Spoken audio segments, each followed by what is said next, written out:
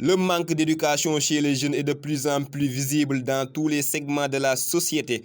Cela est même noté dans les collèges élémentaires moins. Cependant, le SEM de Grand-Mour a pris ses précautions en mettant un règlement intérieur qui sanctionne fortement les déviances. Écoutons les propos de Falilou Fall, principal du SEM de Grand-Mour, qui explique le comportement des élèves et le fonctionnement de leur établissement. Discipline des élèves dans le SEM Grand-Mour est une discipline comparable à ce qui se passe ailleurs. Hein.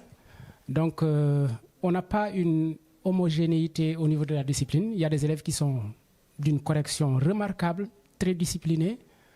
Il y a des élèves, par contre, dont la discipline laisse un peu à désirer.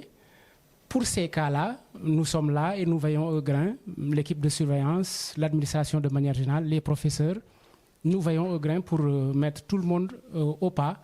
Parce que l'école est aussi un lieu d'éducation. Hein. Nous ne pouvons pas tolérer certains actes d'indiscipline.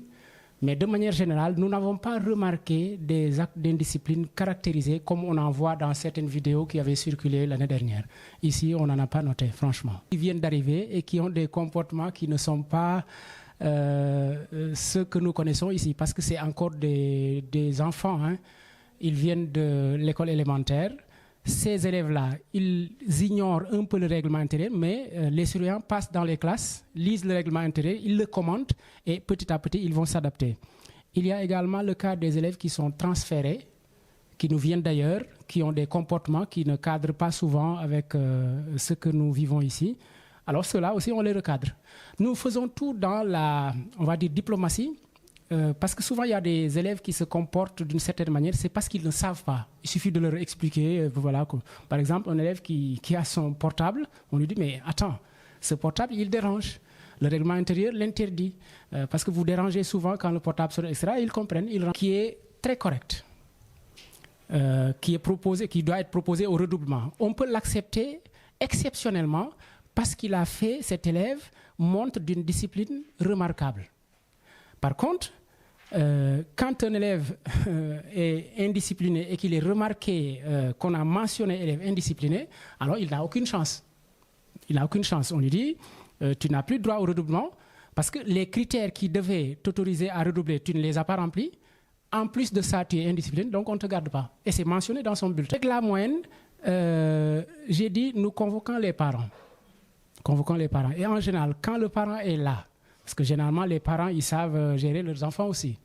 Et beaucoup d'actes d'indiscipline, souvent, ne sont pas connus par les parents. Quand le parent est là, l'administration est là, on dit aux parents, voilà ce que votre camarade, votre élève court comme risque. En général, les élèves s'amendent. Voilà. Donc, en général, les élèves qui travaillent ne sont pas très indisciplinés.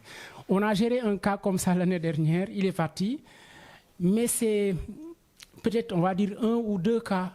Voilà, qu'on arrive à gérer, des élèves agités, qui ont peut-être d'autres soucis dans la vie sociale, etc. Mais quand on cerne tout ça, parce qu'aussi c'est un ensemble, hein, un élève peut se comporter d'une certaine manière, c'est parce que derrière, il y a beaucoup de choses au niveau de sa famille, dans la vie, etc. etc.